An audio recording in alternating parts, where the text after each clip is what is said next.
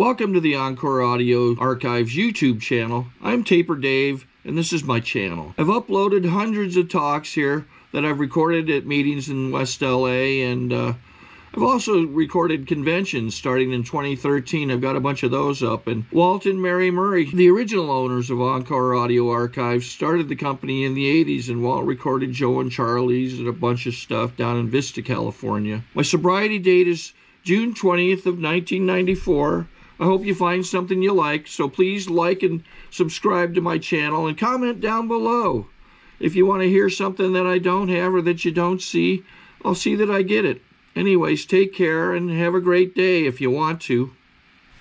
And now I give you this afternoon's storyteller, Rich B.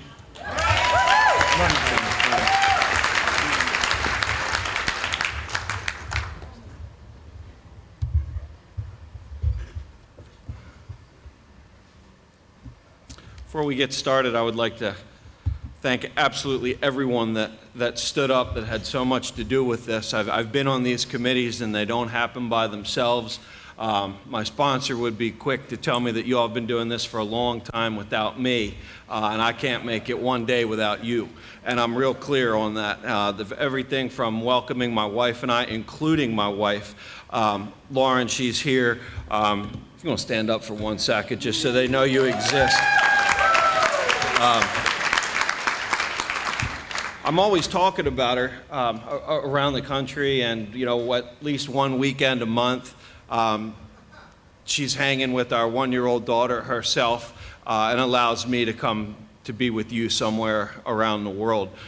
And while I get to be with you, I don't know that she always sees it that way. It is a sacrifice for the family, and conferences that include the family are few and far between, and it's just amazing what you guys have put together here, and thank you for including us as a family.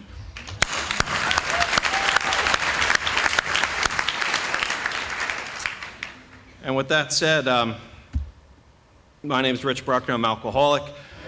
I was separated from alcohol on August the 30th, 2004, and on that day I didn't quit drinking. I didn't put the plug in the jug.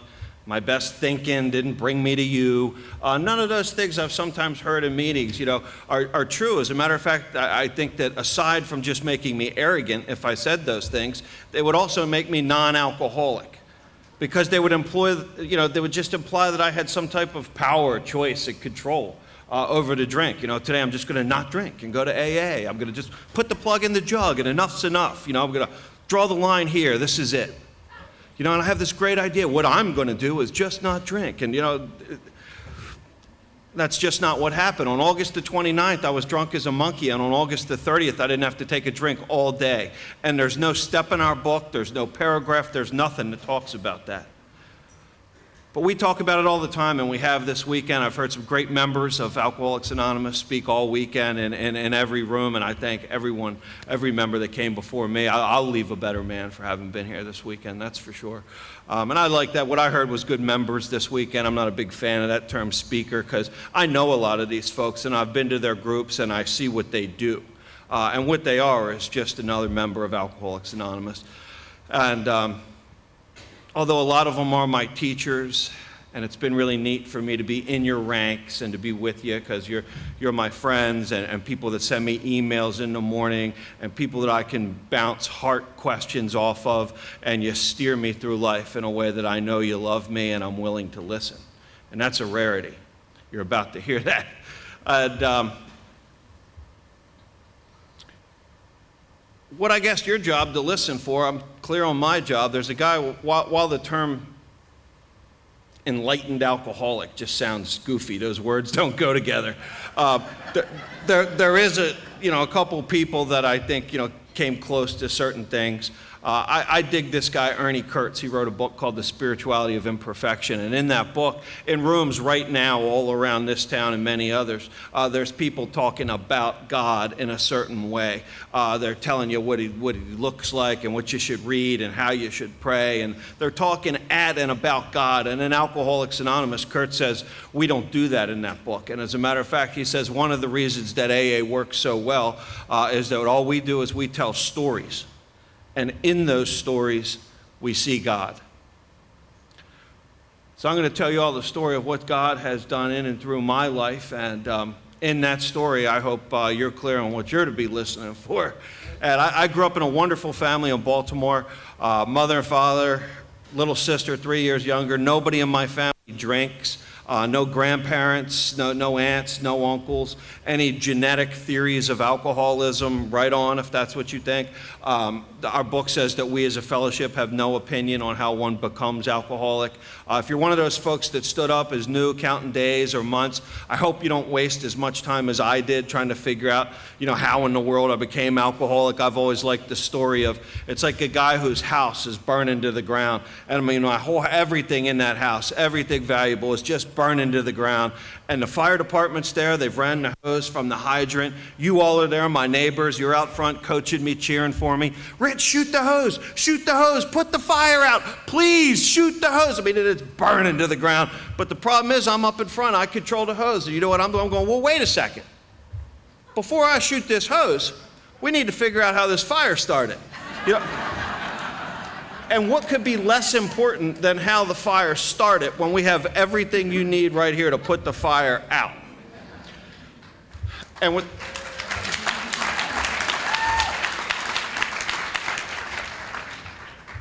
that said, my sponsor, I've had two. My first was a man named Jim. Jim had a sponsor by the name of Clarence Snyder. He had a sponsor by the name of Dr. Bob Smith. I just tell you that because I like to know where I got it, what I got it from. And I hope that's not to impress anybody. I just hope you know who your sponsor is and who their sponsor is and where they got it from. I've been working with a guy named Roger, and Roger said he thinks I'm alcoholic because I drank too much. Don't waste any more time, Rich. That's why I think you're alcoholic. And I said, okay, and I've just kind of gone with that. So if you're new, that might be it. You drank too much. So welcome to Alcoholics Anonymous. Think no more on that. In Baltimore, they do that thing. The school buses have a social hierarchy. The older kids sit in the back of the bus, the younger to the front. I don't know if they do that here. If you go to the back of the bus, you get beat up. The school assigned me a very special guy. His name was Reed. Reed's job was just to beat me up every day for something. He'd figure it out. There was also a girl on that school bus. Her name was Nikki. Nikki looked like a lot of you women here this weekend. She was something else. And I didn't know how to talk to Nikki. I didn't know how to ask her out. I didn't know how to, I got nothing. I got nothing. And this is at this school I go to, and up to third grade, I went to a public school, and then my parents are hardworking, blue-collar folks. I lived on a little horse farm, and in the morning I had chores, feeding the horses, mucking the stalls. And then my parents' big crime in my life, looking back through inventory, was they took me out, they saved up. Here's what they did to me. They saved up all their money so that they could take me out of a public school and offer me a better education than was ever available to them. You guys aren't feeling the same way about this that I did. I hated them for the next decade for this. My perception was you ripped me away from my friends, you put me on this school bus, there's a 45-minute bus ride each way, the rich kids make fun of me, they call me farm boy, redneck. Why would you do that to a kid? But I don't know how to verbalize that, I don't have any steps, I just start my path of the world versus me, right? And on that school bus one day, I always had this thing, hanging with the older kids. I don't know what that was all about. I just liked it. Some of the older kids said, you want to skip last class and do you want to do some drinking? And I believe I was in 6th or 7th grade, but I couldn't swear to it. And I said, you bet, like I'd been doing it all along. I'd never skipped any class. I'd never had a drink. And they said, what do you drink? And I said, bourbon. And I don't know where I got that from. And I wish I got to tell you that that's what we had, because that would be kind of manly, And this is how, if you're new, you know that, I didn't know I was going to be in AA, because I'd have a better story. What I'm about to tell you is so lame. What those guys had wasn't bourbon, it was peach schnapps. And I know, it's just so weenie, And But what I know makes me one of you isn't what I drank or how often I drank it or what it did to me, as we've heard talked about all weekend. It's what it did for me that makes me one of you. Alcohol does to the human body the same thing for everybody, alcoholic or not. You put enough alcohol in a non-alcoholic, they'll get sick. It's called alcohol poison. Alcohol's a poison. You put enough in the human body gets rid of it. Doesn't make you alcoholic. That's just one of the things alcohol does to me. You put enough alcohol in somebody, anybody. You put them behind the wheel of a car enough times, they'll get a DUI. That's just the odds of people versus police, right? Eventually, you're going to get pulled over, get a DUI or one or two. It doesn't necessarily make you alcoholic. You put enough alcohol in a non-alcoholic for a long enough period of time and stop abruptly, that person will shake and sweat and twitch and go through all the early parts of the DTs. Doesn't necessarily make, that's just what alcohol does to the human body. But what it does for me, that's what makes me one of you. And the incredible thing is what I'm willing to let it do to me in exchange for what it does for me. And as they're passing that peach schnapps around, and I'm there with those older guys skipping that class, man, first thing I noticed, I'm like, man, these guys are as lucky to be hanging out with me as I am with them. And I'd never felt like that my whole life. You know. And then I went into the bathroom. It said boys on the door. That struck me funny because, you know, for the first time in my life, I sort of felt like a man with that stuff in me. And I'm in the boys' room feeling like a man, and this thought goes through my mind about Nikki on that school bus. And somehow I intuitively knew how to handle this situation that used to baffle me. And I come out of the boys' room feeling like a man. I start walking to the back of the school bus where I know I don't belong. Reed gets up out of his seat to give me my daily beating. In his defense, he wasn't all the way to his feet. He was getting up, and as he did, I gave him everything I had, and Reed went down and out, and he was out cold. And the whole school bus got really, really quiet. And I sat down next to Nikki, and I'm looking at Nikki. Nikki's looking at me. I'm looking at Nikki. And this feeling that some of you will remember, like long overdue respect, you know, came over me. And it felt good. And then we got to Nikki's bus stop. And she leaned over and she gave me a little kiss that was different than my aunts or my mother had ever given me. It was like half on the lips and half on the cheek. Some of you guys will remember that first one. I don't know if you'll cop to it, but I mean, I felt it in my toes. It just went. And when we got to my bus stop, I got off and I went into that nice house with those parents with morals, integrities, values, a whole lot of wonderful stuff. They taught a whole lot of love in that house, and I was obviously drunk. And they left me in the bathroom getting sick all night long of that peach schnapps, you know, and they left me in there, you know, to teach me a lesson, and that was going to become a theme in my life. And an alcoholic of my variety, you know, I don't necessarily catch on to these lessons that I'm supposed to be being taught, right? And I wake up and my neck is kinked up next to the toilet. You know how we sleep in the just unhuman positions. And I was just sick as a dog. And it turned out that then they came in with the punishment. I was grounded forever, you know. And that's like life without parole for you prison guys, you know, when you're in like 7th grade. And I just remember thinking, man, God, I feel horrible, horrible. Sick as a dog, grounded forever. Are you ever going to do any more of that drinking? You bet. Are you kidding me?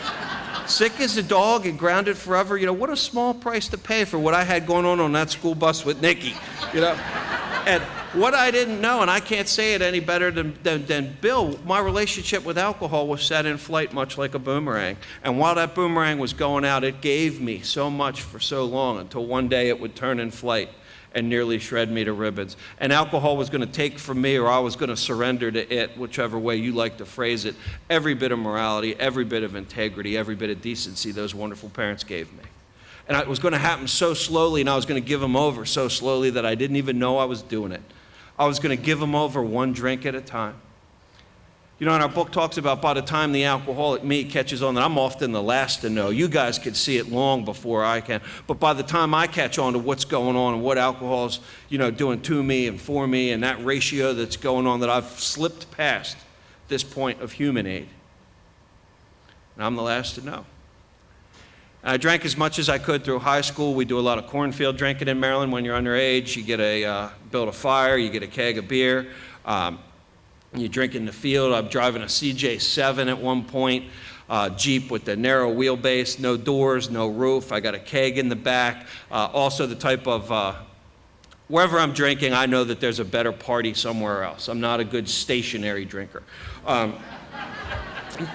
Embarrassingly, I also seem to think, looking back, that drinking and driving was like a recreational sport. And we're at the bonfire. It's time to go. We load the keg up. I got that keg in the back. 4 or 5 friends piled into that Jeep, and I came around a turn too fast, and that Jeep rolled 3 or 4 times into the cornfield. Everybody fell out. There's broken bones and scrapes, but nobody's seriously injured.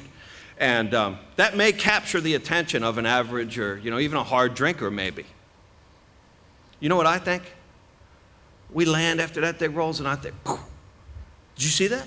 That was some good drunk driving right there. I mean, that was like NASCAR stuff. I mean, that thing rolled 3 times. Boom, I landed on my feet. We all walked away. I'm a good drunk driver. And embarrassingly, there has been many times on a bar stool where that conversation has been discussed about why I'm a good drunk driver. If you've ever uttered those words, I welcome you. And then I usually follow it with a series of sentences, some kind of drunk driving theory, a system really is what it was. And I explain to you why I say this sentence, and I mean it. I drive better drunk than sober, right? And then I tell you why. Well, because what you do is you put the windows 3/4 of the way down, you light a cigarette in case you get pulled, they smell the smoke, not the liquor, you get the radio going, you get your right arm propped up, the left arm stays on the window, it creates an arm of resistance so you keep the wheel straight, close the right eye, lock the left eye on the yellow lines, right? And we all go through this, and you're laughing because if you had one of those, if you're in this room and you had a system for drunk driving, welcome to Alcoholics Anonymous. I don't know that normal people have a system for drunk driving. I'm getting in trouble. I'm getting arrested on weekends in high school. My parents are leaving me in jail for the weekend, right, to teach me a lesson. And that goes right past me. All that is to me is it's a better story on Monday morning at that nice private school, as if I needed to earn like some street cred, right, with the little rich kids. Like, guess what? I was in jail all weekend. And that progresses all through. I'm getting in more and more trouble around drinking. I eventually get to go.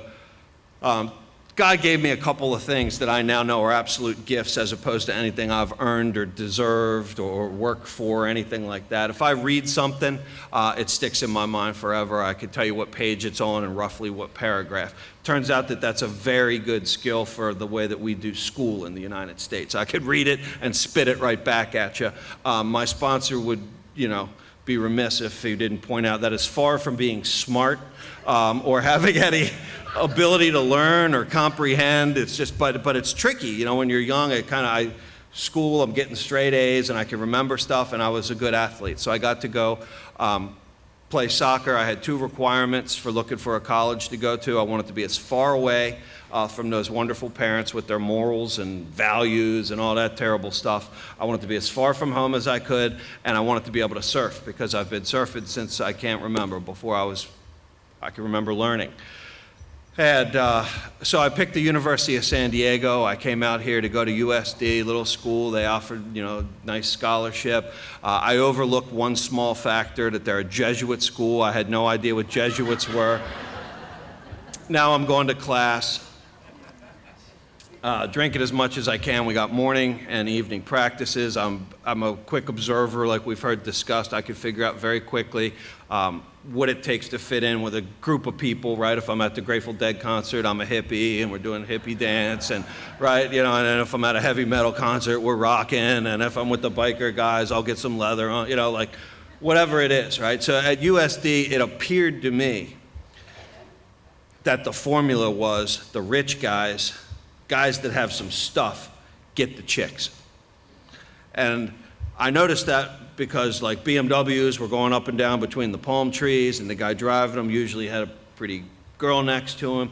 And that set me on a mission, much like Bill, into the realm of the material. I was going to have to acquire some stuff. I had some other things happening at that school. I was assigned a lady called an academic advisor. Now that might sound kind of neutral to you, but it didn't to me. Her job was just to help me pick classes that maybe I'd graduate in 4 years. That's it. And when I've looked back through inventory, there's been a lot of people like this lady in my life, that they're just well-meaning people trying to give me a friendly nudge and a bump along the road of life. Sorry to interrupt your viewing. Taper Dave here. Just wanted to take a second to ask you to like and subscribe to my channel. Let me know if you like what you're listening. I've got some very good talks here, and this one's a great one. Just curious, do you think this is better than Zoom? Tell me what you think. Towards having a happy and successful life. But something inside of me, the type of alcoholic I am, when I've looked back, there's been so many well-meaning people trying to help me along the road of life, and I don't perceive it that you're trying to help me. Anybody that's ever tried to help me, I think you're trying to hurt me. You're trying to tell me how to live my life. Back off. This is my life, let me live it. And I don't know what that's all about, but that sure is how I saw it. And she said, we need to get some other things on your resume that make it look like, you care about you do something other than like go to school and play soccer.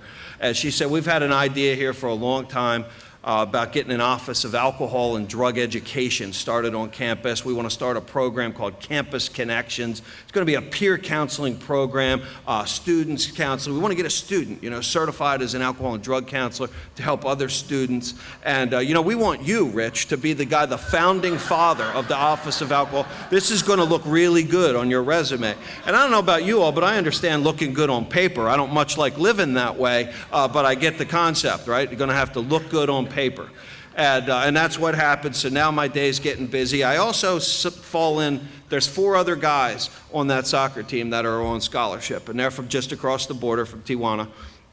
And really good soccer players. They also have a lot of cousins, like 38 cousins each. And these cousins know how to get the green stuff that the rich kids like smoking. So that starts happening because I'm going to need to get some stuff. Now my day's filling up. I got office hours at night, and here's what my day starts to look like. I got, morning practice, Jesuit classes, come home, afternoon practice, got to eat some food, drink a little bit, because, now's the worst part of my day. From 7 to 10 p.m., I have to counsel you pathetic folks with your alcohol problem. And, by the way, if anybody needs to take the edge off, just come see me after office hours. We'll get you squared away. And then I got to drink a lot to fall asleep because, if your life was like my life, I'm very busy. I got a lot going on. And what our book says is that the alcoholic often lives a double life. And if I'd have just had 2 going on, that would have been great. But if any 2 people in my life had talked or been in the same place at the same time, there would have been big trouble. If, my mother had talked to my little sister about the different stories I was putting out, there would have been trouble. If my mother had talked to the school about what classes I was taking, trouble. If the teachers would have talked to the coaches, trouble. If my girlfriend had talked to my other girlfriend, big trouble. And that's called conscious separation. I didn't know that it takes a whole lot of energy to live life like that, keeping everybody separate. And you got to drink an awful lot to fall asleep, even though I don't recognize that. I got here, and I wanted to know, for those new folks, I was like, what is the AA approved, sleeping pill? All I want to do is fall asleep, It's not that I want to drink anymore, but I do know that about 5 bourbons, I will go down for some, I could just sleep. It'll just give me some. What do you all take? Seriously, what's the AA thing? And they said, well, in AA, we take the 12 steps because a clear conscience makes for a soft pillow. And I'm thinking But that was the deal. It would have been nice to know back then because my conscience was anything but clear. By my senior year, I'd switched from the green stuff to the white stuff. It was a lot more money. I'm driving a silver BMW convertible. It's got a number on the back for you BMW people. Lets you know that they don't make or sell this model in the United States. It's a European one. I had to have it shipped here on a boat because I'm that important. I purchased my first house, 423 Nautilus Street. It's the 4th house on the right at Wind and Sea Beach. One of the best surf spots in the world, but I don't surf anymore because I drink. When you drink like I drink, everything must go. Every hobby, every passion, every deep-seated joy from deep within that brings me any genuine satisfaction in life, all of those things have to go when I drink. That's all I do. Real hard to get up early in the morning when that wind's offshore and the birds are flying by and the dolphins are going by and God's saying good morning when you drink like I drink. and I'm living in that house in La Jolla, and I'm driving that car, and I'm dating the prettiest girl at the college, or at least that's what you all thought, so I dated her. I still don't know if I liked her. And it was about 5:30 in the morning, and boom, boom, boom. Every single door and window came in that house, and the next thing you know, I had those plastic zip ties on that are worse than the handcuffs, and they take me off to MCC, the Metropolitan Correction Center in downtown San Diego. It's a federal penitentiary. And my mother was nice enough, the Union Tribune, she kept one for me. It said, "Jesuit student, 27 kilos of cocaine," was a headline. The federal sentencing guidelines, I don't know if anybody's familiar with those. Judges don't even have a whole lot of choice in what they do. Turns out that all those, if you pulled my NCIC, the criminal history thing, I've got a whole bunch of really stupid arrests, about 36 of them to be exact. And they're all like, and I don't want anybody in here to think I'm any gangster. I mean, it should just say drunk and stupid, right? Because it's all like, you know, open container, drunk in public, failure to obey a lawful command, right? That's a big one. And it's, anybody with authority, you ask me to do anything, I'm going to do the opposite, right? You know, Steve and I are just settling up a bar tab out front, you know, just figuring out who's going to pay tonight. You know what they call that? Second-degree assault. I mean, there's people I don't get along with well, you know, to this day, just police and prosecutors and judges. They don't seem to get us, and they just take stuff so serious, you know. I mean, just we're figuring out the bar tab, second-degree assault. And these guidelines, they look at like the number of times you've been arrested and then the amount of stuff, and boom, and you know, mine said 46 to 60 years, and I'm thinking 46 to 60 years, that's, you know, I'm the first to confess, you know, I've seen some pretty tough-looking dudes running around this conference. I'm a jail guy. I am not a prison guy. I specialize in like 60-day sentences, a year, 90 days, you know, I'll do 9 months, you know, that's fine. You'd give me a lot of those. What I didn't really realize, I was too dumb to pick up that I was really serving a life sentence on the installment program. But I thought I was doing pretty good avoiding prison, and here I am in this federal penitentiary. I wasn't given any bond. It was one of the first things that did capture my attention. They said that if U.S. attorney stood up, man, you know how they are. And he says if Mr. Bruckner is given any bond whatsoever, he'll flee to Mexico to live with his business partners where he will have a happy and successful life. Those words kind of got me here, you know. It was the opposite of all that other stuff. I'm like, happy and successful life, and they're looking to kill me. I haven't been happy and successful in Baltimore. I hadn't been happy and successful when my parents retired to Ocean City. I hadn't been happy and successful in Pacific Beach. I hadn't been happy and successful when I bought a house in La Jolla. Happy and successful? What are they talking about? And I was starting to clue in. My spirit was quite literally starting to awaken to the fact that wherever I go, there I am, and I'm not happy anywhere. And inside that, you know, the judge bought it, and I wasn't given any bond. So I'm sitting in there, and what I now know is this power that we talk about that brings us together. And when I say God, I have a very short time this morning or this afternoon to tell you all what you all have given me. And when I say that word, I'm talking about whatever pops in your head. I hope the semantics of language. It's the best we have to communicate. I'll tell you a quick story. When I was like 9 or 10 months sober, they made the mistake of calling on me in an 11th step meeting and, you know, saying like, everybody was sharing about God of their understanding, and they call on the new guy, and I'm going, I don't believe in any of that, you know, God, blah, blah, blah. But I will tell you this. I'm a surfer. And I know that waves are energy that travel thousands of miles across the ocean in a certain direction, and if the sandbar or the reef faces a certain direction at the right time of day, and the tide is exactly right, because a wave will only break in half the depth of the size of the wave, and the wind is also going perfectly offshore, which I can't make happen, and that happens while the tide is right and the wave hits half the depth of the size of the wave, and all that's happening, I can't make all that happen, so I'll concede that there's some power out there that makes all that happen. And one of the old-timers said, hey, well, thanks for sharing, but you just took up 20 minutes of our meeting. We just call that God. It's got 3 letters, it's real quick, and we all know what you mean. So whenever I say that just 3 quick letters, that's what I'm talking about, the thing that makes those waves and the wind and whatever you think's happening out there as well. So I hope that word brings us together, not apart. And what I now know is this power. put me in there and surrounded me with enough of me that I was able to see me for the first time. And these guys told stories like about why they were in there, that were stories that I could relate to because I told them my whole life. Why are you in here? Well, I'm in here because of my mechanic. And if my mechanic had fixed my taillight correctly, that cop would have never pulled me over. If the cop wouldn't have pulled me over, he'd have never smelled the alcohol on my breath. If he hadn't smelled the alcohol on my breath, wouldn't have pulled me out of the car, have ended up arresting me, searched the trunk, incident to arrest, and found the dope. So you can see that the reason I'm in here is because of my mechanic. And when I get out of here, if I ever find that mechanic, he's going to get it. And if you hook that guy up to a lie detector, he would pass it. Because that's what we have. Our book speaks of delusion, right? And that's believing the very story we tell. Very different than denial, a word which our book does not use.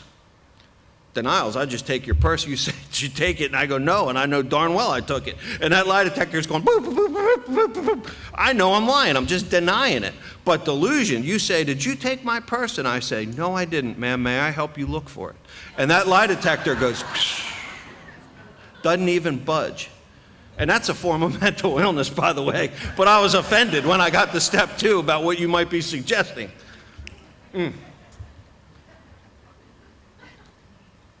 Guy told me he was in there because of what his wife did. And if his wife hadn't done what she did, he wouldn't have had to do what he did to her. And, you know, if he gets out of there and gets this straightened out with his wife, you know, that it was very clear why he stabbed her. And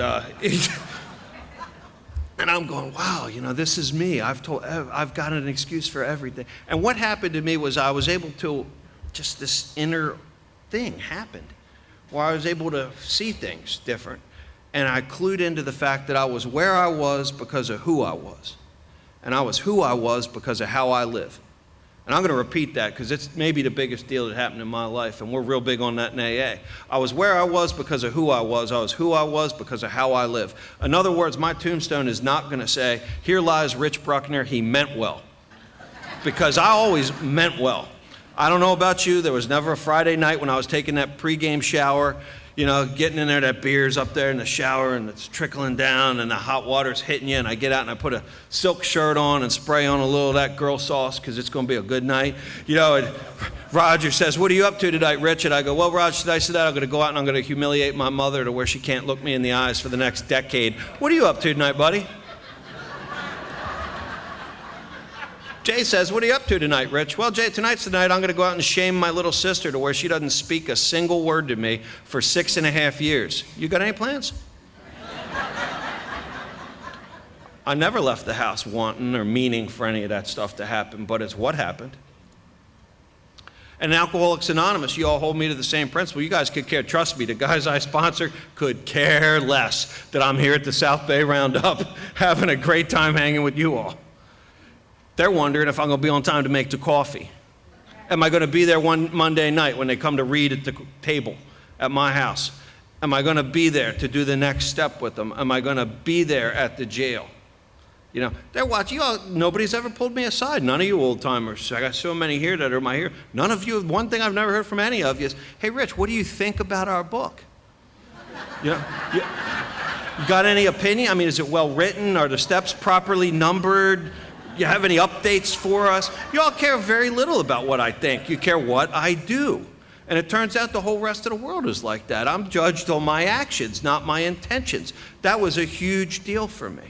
I sit in that penitentiary for 9 months and 1 week. We're coming up just before the trial. It turns out that the DEA agents had some problems of honesty of their own on the affidavit to get the search warrant. The search was determined to be illegal. The drugs were suppressed, and they had to drop the trial, and I walked out. You would think I walked out a free man, but anybody in here that's ever been in the penitentiary knows you're not free when you get out. You know what you are? Thirsty. And when alcohol owns you lock, stock, and barrel, and I can't stay where I am and I can't go home because I've shamed that good family, good and for all. The ego would not let me return to show face. I don't know if I could have or not, but the ego wouldn't have allowed it. And I start bouncing around because I can't stay here. And I go to a town called Ketchum, Sun Valley, Idaho, and I stay there as long as I can before I go to Boulder, Colorado. And I stay in Boulder as long as I can before I go to Steamboat. I'm like a man without a country. But meanwhile, you know, I stay where I am until they come, because there's always a warrant when I drink. I never do anything decent. I've never had any reports the next day of, my gosh, last night You were out in front of that Vons so drunk, and you were helping little old ladies push their garbage. You were unloading groceries. You were walking them across. I mean, that was fantastic what you were doing last night. I've never gotten any of those reports. When I get a warrant, I run because tough guys stay and face the music. Inside, I'm a coward that wants you to think I'm a tough guy. When I get a warrant, I run. So I often create a worse situation. You know, my solutions are usually worse than the problem would have been to begin with. And as I go, I'm a man on the run, and if I ran into any of the women that I've, seen around here this weekend, and, I'm sitting on a bar stool at the $1 Million Cowboy Bar in Jackson, Wyoming, and I buy you a drink with some money that's probably not mine or certainly not legally earned, and you say, so what's your story? I look at you and say, traveling, babe, just traveling. Like I'm some type of romantic sojourner across our great country, And I'm like one step ahead of the law, but it's so delusional, And I end up eventually where all big shot, tough guy, wannabe drug dealers wind up when the federal government seizes every bank account, car, house, and everything else you have. I wind up back on my mom's couch in Ocean City, Maryland. And there's a lot of people smiling and laughing at that, which tells me there's some mom's couch people here.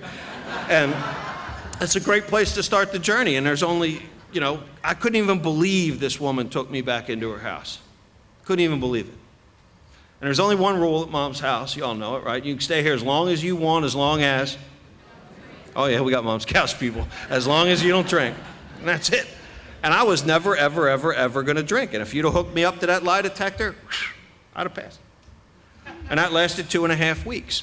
And I'm out there, and I start bopping in and out of your meetings. I've been sending you folks here for long enough as the big counselor, because it turns out there's no chapter in our book called In the Knowing. I can tell you more about the disease of alcoholism than anybody cares to know, all about the Jelinek curve and the liver and the pancreas' processing of alcohol to a simple sugar, while I'm dying, right? Know all about it, dying of it.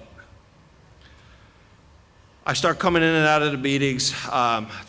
They're not doing much. I go to, guys are saying things, they're patting me on the back and saying, put the plug in the jug, kid. That's what we do around here. We just don't drink. Just put the plug in the jug, see you at the next meeting, and don't drink between meetings. And we just don't drink and, go to meetings. I'm like, wow, that is brilliant. I mean, that's the best you got? Don't drink equals sir. I mean, I never thought to try that, sir. That is, thank you. I mean, thank you. Good God. I'd have never come up with that. And guess what? If I could do that, I'm not alcoholic, by definition. And I'm looking at those meeting schedules, and you know what? I'm all messed up in my head. And in Maryland, I don't know what it looks like here. Your meeting list is probably 1,000,000 times bigger than ours. But my little area, Monday night, it says Monday night meetings. Open discussion, open discussion, open discussion, open discussion, open discussion, step study. Tuesday night, open discussion, open discussion, open discussion, open discussion, step study. Wednesday night, open discussion, speaker meeting, open discussion, big book study. I could go on and on, you get the point. And with these meetings, there's some of them I go in and they're talking about the book and stuff. So if I go into one of those, they usually have the book right up front. If I see that, I get out, because there's a spiritual principle called water seeks its own level. You're drawn to that which you are, and sick like sick. So I like these discussion meetings, right? They're for me. And I go into them, and it's usually like, anybody have a topic? And Franny raises her hand, and they call him Franny, and Franny says, my cat Trinket I've had for 17 years, and Trinket passed away last night. And she starts crying. She tells us all about Trinket, and I've had such great times with Trinket over the years. And Trinket and I, when I used to knit, Trinket would cuddle right up next to me, and she would purr next to me while I was knitting. And she goes on, and then Franny calls on Thelma, and Thelma too was a pet owner. It's incredible. And she talks about her Yorkshire Terrier that passed away, and they're relating, and an hour goes by, and I leave a meeting of Alcoholics Anonymous dying of the fatal progressive disease of alcoholism in a meeting of Alcoholics Anonymous, and when I leave, I know no more about recovery from that disease than the second I walked in. Maybe I'm a better pet owner. Maybe I'm a better pet owner. My favorite topic was, Bob, you got a topic for us? Oh, Bob always had the same topic. She left me again. She left. And then Bob shares his sage alcoholic relationship advice with us, right? And then he calls on Mark, who's on his fourth wife, and Mark enlightens us a little bit before calling on Margaret. Margaret's been married and divorced, married and divorced, married and divorced from the same guy 3 times. She knows a lot. She helps us out. And then we go around the room, and an hour passes. And I leave a meeting of Alcoholics Anonymous, dying of the fatal disease of alcoholism, knowing no more about recovery from that than the second I walked in the door, but maybe I'm a better dater. And there's this one woman that I hate more than anybody in Alcoholics Anonymous. Her name's Janine. And Janine always has the book with her. She's 18 years sober when I met her. Always got that book with her. And the stupid smile and the eye thing. You all got it. And what really bothers me, I'm thinking, like, 18 years sober, with a book in every meeting. Haven't you read that thing yet? And, like, are you simple? And what really bothers me about her, she doesn't call her sponsees. She doesn't call them pigeons like they used to in the old days. She calls them duckies. And, like, that's enough to make me vomit, right? And she comes into the meeting and sits down and dish, dish, dish, dish, dish, dish. The like 6 duckies filing in back, and I'll sit down right in line. And then at the end of our meetings, they do this thing, I don't know if they do it here or not, where you get like 10 seconds. If you're up to a year, does anybody have 30 days, 60 days, going up to a year, and you get like 10 seconds to say, hey, you got 30 days. And I'm just returning to you from performing a residential burglary on my mother. Because that's who tough guys rob, by the way. I've seen some of you this weekend. I'm not coming into your house, sir. You might hurt me. But tough guys, they rob Mom.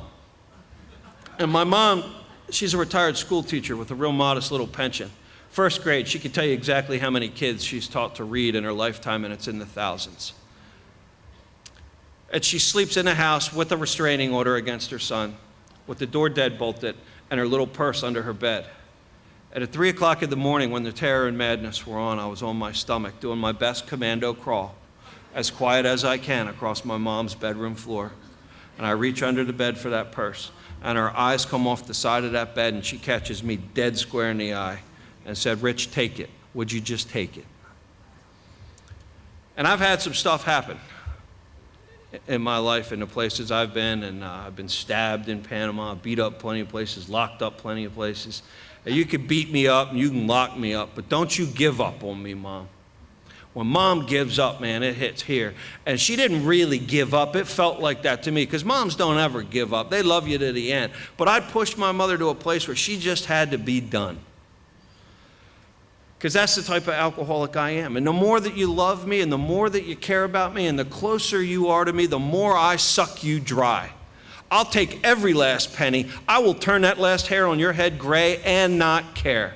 A little pension, let's drain it. We heard that sucking noise, man. That was the sound of my life. Anybody that was anywhere near me was just, I was just going to suck you dry of every bit of emotional well-being you have. And then I'm going to come to you and say, you know what? I just leave me alone. I only hurt myself when I drink. This is my life. Let me live it, right? The big lie every alcoholic tells. And Janine with these things, and I'm in the back coming off of a new burglary, and I'm sitting in the back with my hat on because I was still, I didn't know that you don't wear hats in churches or in buildings at that point in my sobriety. So I got my tough guy hat on, and I'm doing my jail thing, and you got to be pissed, And I'm looking at Then they're coming to that point in the meeting. Does anybody have 30 days sober? And Rebecca comes prancing to the front of the room. Hi, my name's Rebecca. I have 30 days sober. Janine's my sponsor. I'm writing my 4th and 5th step. I think I'm getting free. And I'm in the back.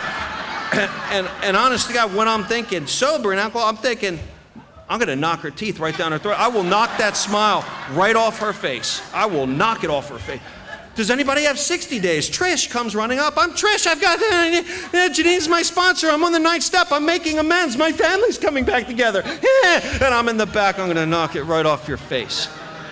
And then we get to my favorite part of the meeting, right? Does anybody have 24 hours or a desire to start over? And I do the longest walk in Alcoholics Anonymous one more time. One more time. So that's what you're looking at. You can thank Dave, good work getting a speaker, I'm like the AA loser. I got more of those 24-hour chips, than I care to admit. And I made it to 36 days without a drink. I'd also had my liver biopsied at 29. I was showing fatty spots in my liver, and I wasn't to take any Tylenol for a year, certain other medications, and I was to eat right, and if I ate the way the doctor told me, he told me my liver would heal. At 36 days without a drink, I couldn't go one more day without a drink, and I couldn't take so much as one more drink. I knew that. And I'd already told you I'm a coward, so you know what I did. I took as many Tylenol and everything in that medicine cabinet I could. I just wanted to check out. And when my body fell, I don't have a good explanation for what happened next, but my neighbor reports that she heard a tremendous thud, because I lived in a crappy apartment. That's where drunks live. And when I fell, I hit the refrigerator, and the refrigerator hit into that thin wall when my body gave out. What I now know is she had a perfect attendance record at work. She hadn't missed a day's work in over 9 years. And on that Tuesday, she was home sick. And that thud into the wall scared the daylights out of her. The lady ran around front, looked through the front door, and she saw feet in the kitchen. She dialed 911. I woke up at PRMC Hospital, where I'd been in 4 times prior that year due to alcohol. And when I woke up, statistically, there's 1 or 2 of you in here that know what I'm talking about. I'm foggy and I'm coming to, and things are beeping, and I'm hooked up to all kinds of things. And I realize that I can't even kill myself right. That there's a place just below loser for those of us who can't even kill yourself right. I can screw that up. And as my eyes cleared, the things are beeping. I'm in one of those sexy paper hospital gowns that your butt hangs out. They're very good for the self-esteem. I think we got a great talk going on here. Thanks for watching the channel. Taper Dave here. Just curious, do you think this is better than Zoom? And y'all know who I see at the foot of the bed. Janine with the duckies.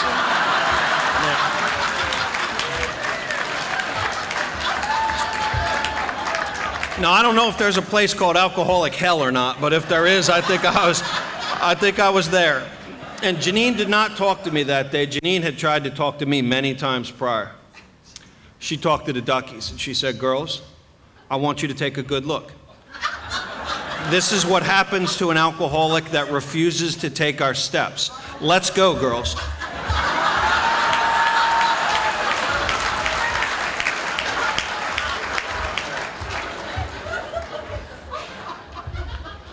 And that was it. Something inside me snapped, man. And when I got into this book with a sponsor and read Bill's story, Bill got that beautiful white light and the breeze. And I got Janine and the duckies. It just didn't seem right. But it turned out that it was every bit as wonderful. Because the next thought I had after that, I've never had one like that before or since. And you know what that thought was? If I get out of here alive, if I live through this one, I'm going to find one of those old guys with that book in their hand and that smile on their face, and I'm going to do everything they tell me to do. That's it. And that's exactly what happened. And Jim started walking me through that book and introduced me to Silkworth, and I call him Silky because he's like my best friend, man. He told me that I'm not a nut, that there is something really going on here. I got a body that can't handle booze, coupled with a mind that won't leave it alone. That's a heck of a predicament to be in. And what that looks like for me is when I take so much as one drink, this phenomenon of craving, right? This allergy, once it enters my body, the first drink asks for a second. Second begs for a third. The third demands the fourth. The fourth insists on the fifth, and I want the sixth drink more than I ever wanted the first one. And that never happens in the average or temperate drinker. Answer to that's simple: don't take the first drink. But it turns out that the other part of this disease, that mental obsession, the thing that always brings me back to that which is killing me. It's good to know.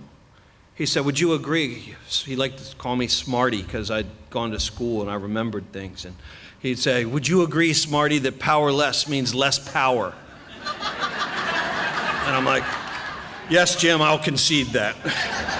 He's like, "Well, what about the second part of the step, unmanageable? Can you think of any decision that you've made, Rich, time and time and time again in your life? Can you just offer one up? Is there any decision you could think of that you've made over and over and over again?" "Well, yes, Jim, that I'm never, ever, ever going to drink again." He said, "How you doing managing that decision?" I said, "That's what I am, and that's what you're looking at today." 11 years later, to the day, It's so far this morning, I've been in your ocean. My mom has called, my little sister's called. What you've given them is nothing short of phenomenal. The calls have been coming in all morning because you're looking at a guy that knows one thing about himself, and that's probably it that really matters, and that's that I have less power than is required to manage my own best decision to never take another drink. And you all offered me the rest of your program. You said, that's a pretty bad position, but the rest of our book's about getting power.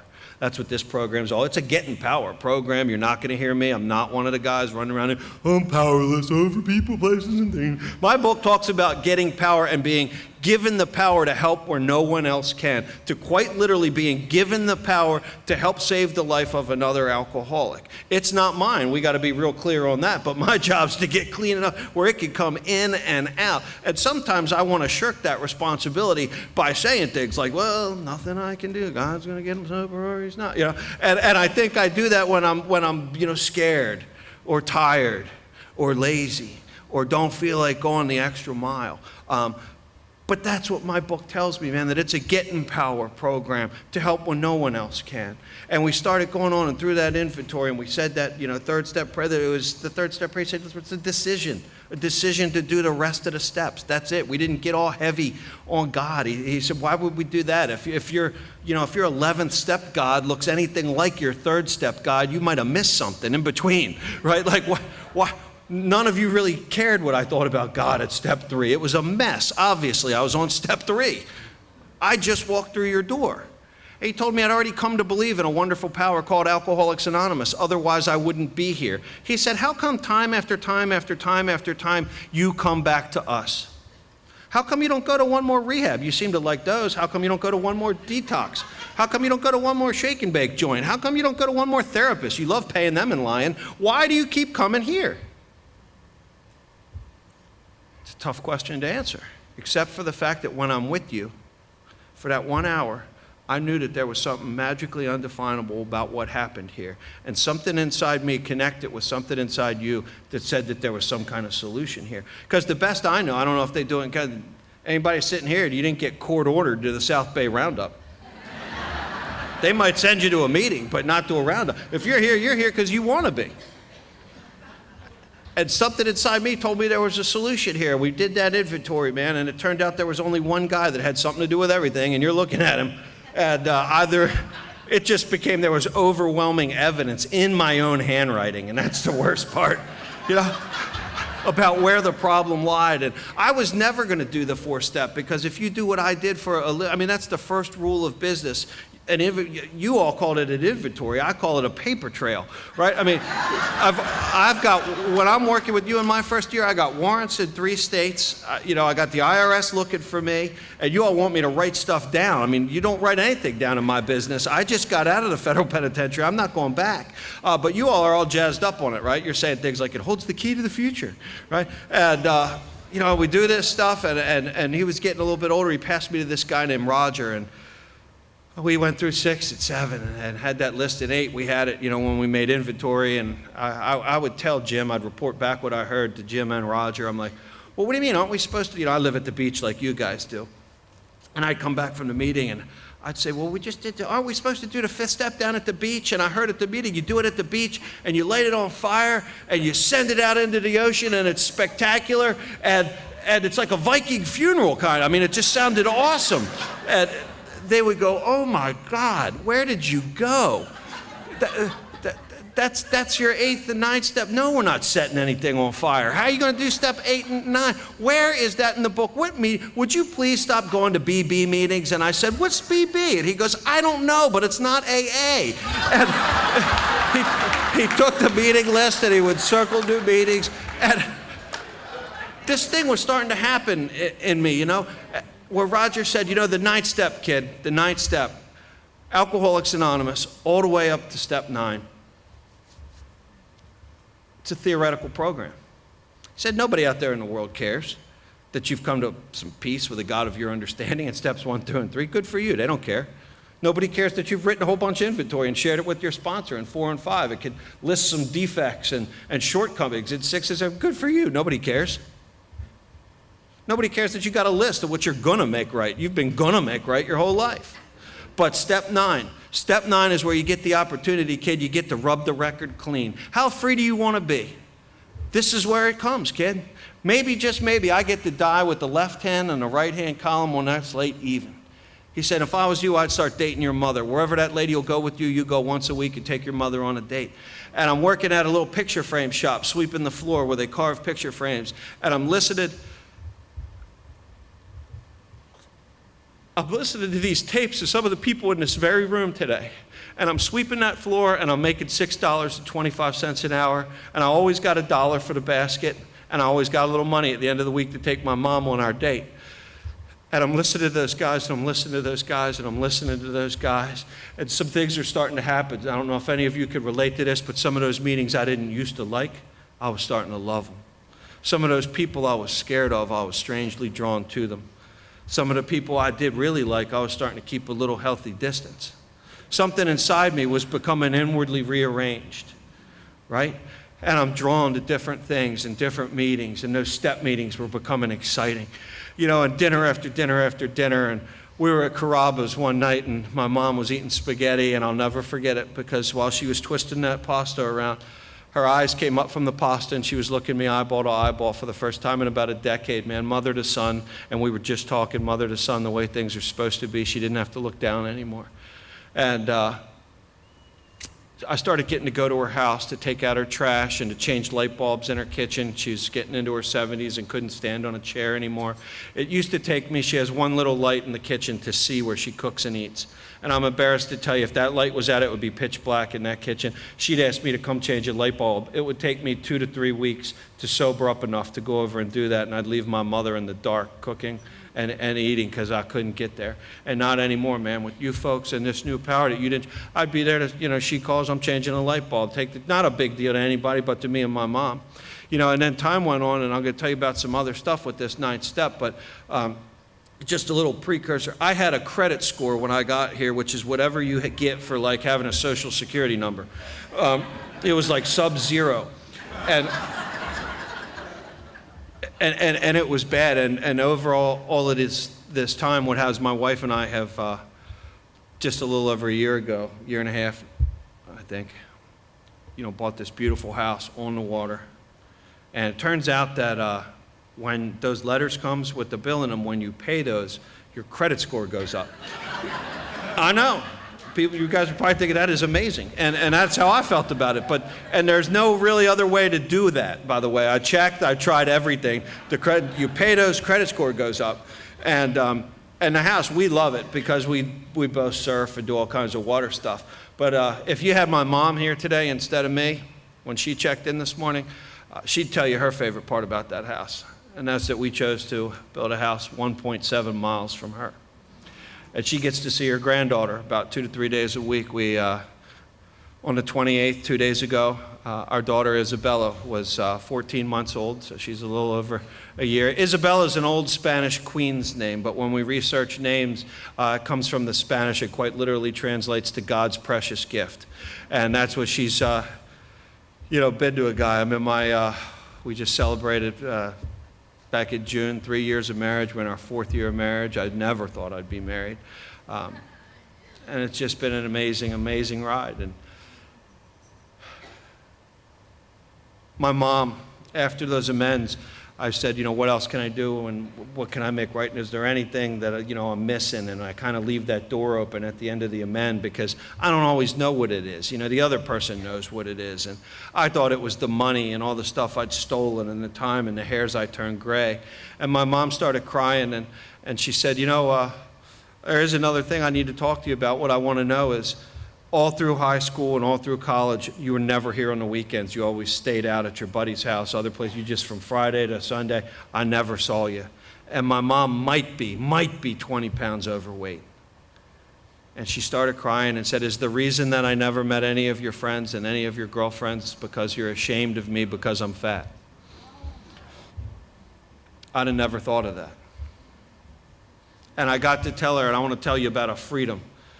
I started crying, and I said, Mom, that is so far from it, man. That is so far. You and Dad were good parents. We weren't allowed to drink and drug here. There were other parents that let us put our car keys in a bowl, and as long as we did that, we could drink and do whatever we wanted at their house. That's why I was there, so that I could drink. I've never been ashamed of you. You're the best mother I could have ever. And the look on her face, you could see 50 pounds of weight drop off her shoulder, that I wasn't ashamed of her. And the amend for that is my home group benefits. She knows every one of my home group members. She's the cookie mom.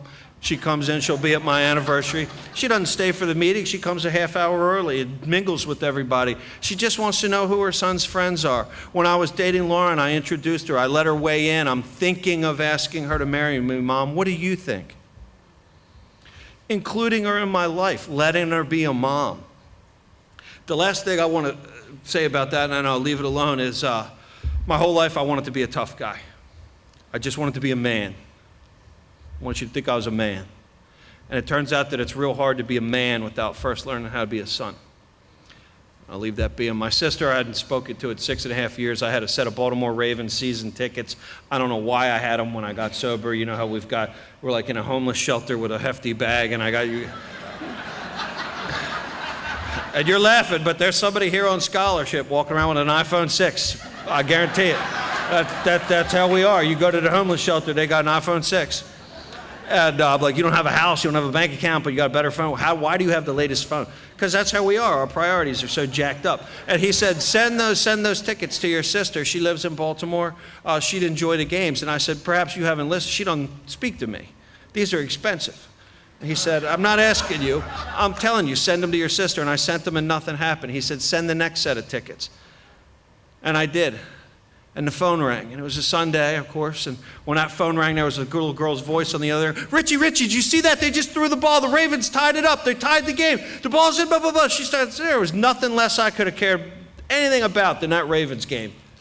But I was talking to my little sister, man, for the first time in 6.5 years. And I kept sending those tickets and having those little conversations around football, which she wanted to talk about. And on the weekends for my little job, you know, I upgraded, by the way. That sweep, it turned out, it got me a job vacuuming swimming pools. And that was like a big upgrade in my career path. And I got paid $500 a week. I couldn't even believe it. And I'm paying the IRS back some money. I owed the IRS about $37,000. They set me up on a $20 a week payment program. You know, I have no idea how you pay back $37,000, $20. I mean, I had a plan for the IRS, right? You guys might have had the same plan, right? When I get $37,000, I'm gonna pay them back. Problem is, we never have $37,000. I can tell you, I don't know whether them or anybody else on the face of the entire earth a penny as I stand here today. They're in the place I can't go. When I put that last check in the mailbox to the IRS, my little sponsor Roger with his pacemaker jumped up over that mailbox and gave me a high five. He looked like Jordan. And I was like, easy with the pacemaker.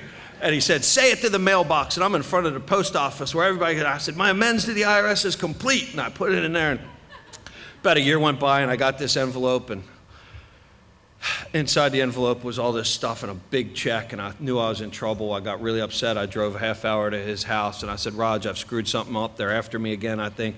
They sent this check, and he looked through it, and he said, that's a tax refund check, dummy. Normal people get those every year. And I have for like the last decade. I send them the money. I don't have to agree with it. They send me a refund. That's pretty good. And after some time went by, this guy called me, and I knew him. He said, Rich, this is Justin. That was my little sister's boyfriend. And he said, you know, I know your father's no longer with you, no part of your lives, but you've become the #1 man in your little sister's life. I'm calling to ask you for her hand in marriage. And there ain't anybody less qualified to give away the hand of a beautiful little girl than the lousy brother that stands before you. And she called the next day and asked if I'd walk her down the aisle, and I got to do that, a sober man of integrity, with my head up and my shoulders back and the little bit of dignity back that you folks gave me. My little sister now has 2 little boys, 2.5 and 1, and we're always in the same room at the same time. She lives very close, and our kids get to play, and they're gonna grow up together, getting to be together because Alcoholics Anonymous has repaired our family. The last thing I had as I'm going, well, I had this guy, Ethan, as we're going down that 9-step list. And Ethan and I were best friends since this big, and He asked me to be the best man in his wedding when I was out in La Jolla taking over the world one drug deal at a time. And his father sent me a plane ticket that he paid for, a tuxedo. All I had to do was get on the plane and be the best man in the wedding.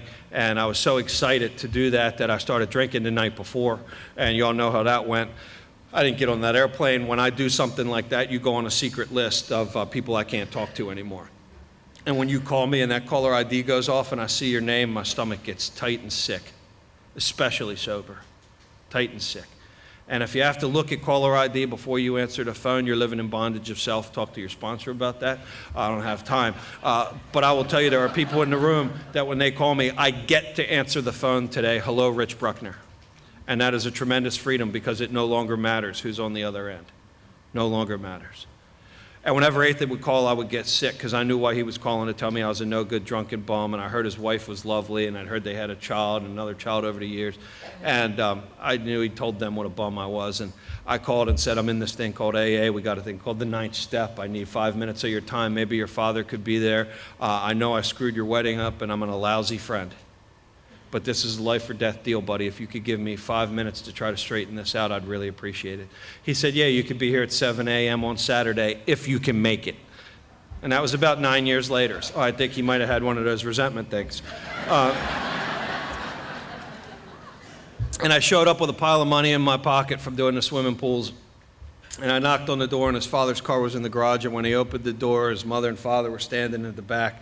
His wife was by the kitchen counter holding his daughter's hand. And Ethan opened the door, and what I didn't see, this little boy came running at me like a freight train, man, from the other room. And he came running right at me, and he grabbed a hold of my leg like a tree trunk, and he looked up in my eyes, and he said, "You're my Uncle Rich? Daddy said one day I'd meet you." And just like that, I had an inward knowing, nothing you taught me or convinced me of. The scales of pride and prejudice fell from my eyes. And I realized that I'm what separates me from you. My stupid ego, my inability to admit that I've done something wrong, to say the words, man, I was wrong. My ego separates me from you, and the problem with that is when I'm separate from you, I'm separate from God, and it's just that way. I did my amends in the other room with his father afterwards, and his father said, "You owe me $1,372. And I didn't see that coming either, and I reached in my pocket to pay him. And he said, "You're not going to pay me if you're really in this AA thing, no more than $10 at a time. You're going to go to a meeting, you're going to take coffee, take some fancy coffee every now and then, take some donuts, put gas in a newcomer's car so that they can get to the next meeting. Don't give them the money, put the gas in their car." When you have $1,372 of $10 or less receipts, you will bring them back to me, and on that day your amends to me will be complete. By the way, I'm 28 years sober in Alcoholics Anonymous. I've been praying for the two of you.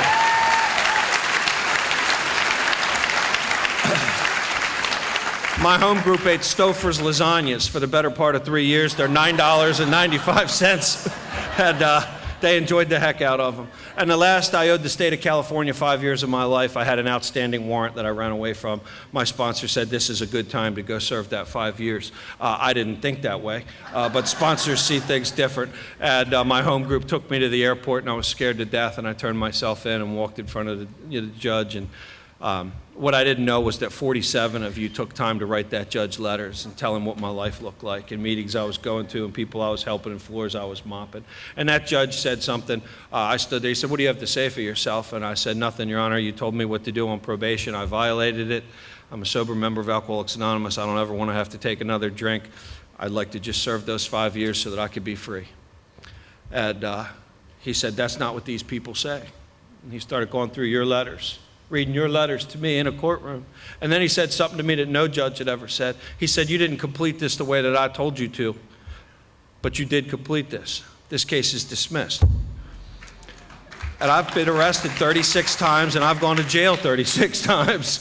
That was a big deal. I stepped out in the hallway. I said, Roger, I'm coming home. Tell the guys we could still have the big book meeting in my house on Wednesdays. They don't have to, we could still, I'm coming home." And he said, "Well, wait a second, buddy. You got to buy a plane ticket for tomorrow, right? It's only like 1 o'clock in the air." I said, "Yeah." He said, "Well, what about that Jesuit school that kicked you out? Isn't that out there somewhere?" And I'm thinking like, well, good God, can we have a moment of celebration? You know, but they're like that, these sponsors, you know, work and more work. They're always quoting stuff. And I went over there, and it seemed like small potatoes after going to prison for 5 years, you know, and I sat down, and wouldn't you know, it was the same dean that kicked me out, still there all those years later. I said, I don't know if you remember me. My name's Rich Bruckner. I used to go to school. She said, we remember you, Rich. We've only had one student go to the federal penitentiary. And I told her I now knew what the Jesuits were, and I didn't stand for what they stood for, and I know what harm I did to that school, as I brought a great deal of shame with those articles in the newspaper, and that I had no idea how to make it right. I knew the Jesuits stood for building men and women of integrity and education and doing the right thing. How can I make this right? And she said, if that's true, come with me. And she walked me to a building I've never been in, and she slid me a huge stack of papers and said, fill out these papers. This is an application to our law school. We want you to go to our law school. We want you to graduate and make us proud. That's how you're going to make this right. Believe it or not, we don't like to kick people out. What makes us look good is graduating, so having a high graduation rate and alumni that do good things. So that's what you're going to do. And I stepped outside and I called Roger. I said, the dean, yes, I made the amends. She's lost her mind. She wants me to do this. She wants me to fill out that. I've been arrested 36 times. I'm a federal felon. Even if I go to law school and somehow pass, which we all know that I won't, I'll never pass the bar exam. If I do pass the bar exam, they'll never let me take through the ethics committee. If I do that, they'll never let me practice law. But he said, shut up. Did you just tell that lady you do whatever she said to make it right? And I said, yes, I did. He said, then shut up and fill out the papers. 3 years later, I graduated second from the top of my class, not because I'm smart. I did law school the AA way. I showed up 15 minutes early for every class. I shook every teacher's hand every day until they knew my name. I stayed a half hour after class asking questions about what we learned that day, whether I really needed to or not, just what we do with the newcomer to build the relationship. It turns out that your principles work wonderfully in every other area of life. I came back to Maryland. As soon as I graduate, I make it through the bar. I do have to go in front of the ethics. It's a lot more complicated than I have time to tell you about.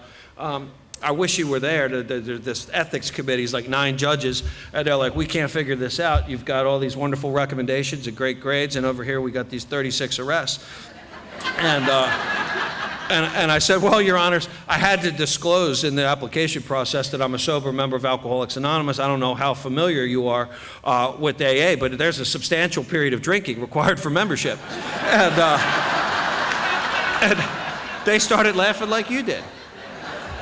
And I sailed through that, and I wasn't through that 30 days that the phone rang. And on the other end of the phone was a guy that introduced himself. He said he was the state's attorney for the state of Maryland. The governor had just given him a large a grant to hire an assistant state's attorney for the state of Maryland to hand up a gang and narcotics prosecution unit, that he was given my name that I might know something about importation of narcotics. And my knees about buckled. My knees about buckled. But my next thought was what you old guys with that book in your hand said to me. You said, kid, one day your sordid past will become your greatest asset. And it was hard at first, because I've told you how those judges are. They're tricky little son of guns, and they would say things, you know, just to embarrass me, like, will the defendant please rise? And I'd stand up, and they'd say, no, you're the prosecutor, and I'd sit back down, and, you know, like, I was just used to being the defendant. But I got used to it, and it turns out that they got a real hard time. You know, when I look across that table, somebody else might see an armed robber breaking into a liquor store for a 12-pack of beer. I see somebody much like myself when the morning terror and madness were on, were willing to steal from their mother's slender purse. And I can promise everybody in this room I've come up with some very creative sentencing arrangements in the last 8 years. Because of the way I practice law, which is no different than the way I practice Alcoholics Anonymous in my life, and the way that we try to act in our marriage and everywhere else, there is no separation. I was nominated by the Judicial Nominating Committee to be the youngest circuit court judge in the state of Maryland. I wasn't chosen. I wasn't chosen. And I think that I'm where I am right now, where I'm supposed to be, and I just found that out not too long ago, and that's cool with me. I love what I do. I love Alcoholics Anonymous. I love the life that you've given me, and it's just one life. There is no longer anything called my AA life, my work life, my romance life, my family life. It's just all one, and it is so much easier to live that way. And every day I get to say 2 amazing things. Every morning I walk into that courtroom and I get to stand up and say, good morning, Your Honor, Rich Bruckner for the state of Maryland. And every night I get to say the way more important thing. I get to come somewhere like this with people with you and say that my name's Rich Bruckner, I'm an alcoholic. Thanks for my life, that's all I got.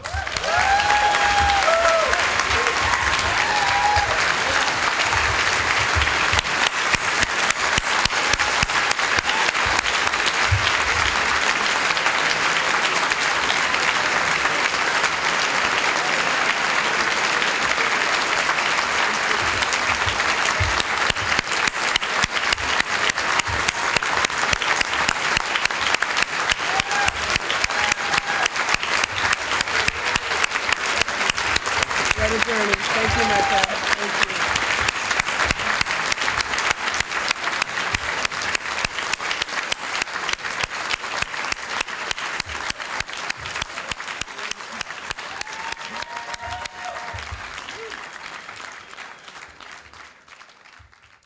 Just curious, do you think this is better than Zoom?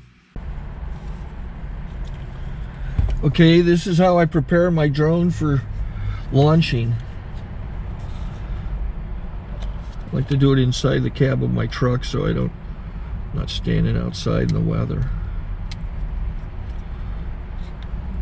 To install the joysticks for control, up and down, right and left, powered on.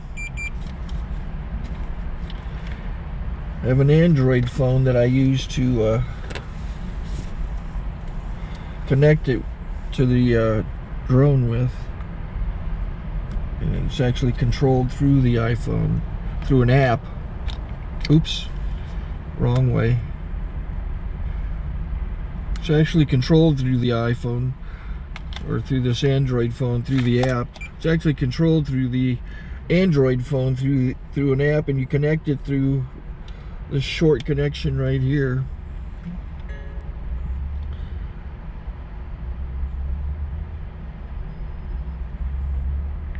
Remote control connected.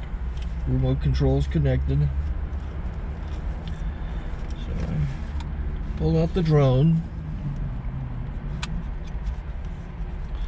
I have to extend the legs. Long legs extended first, then the short legs.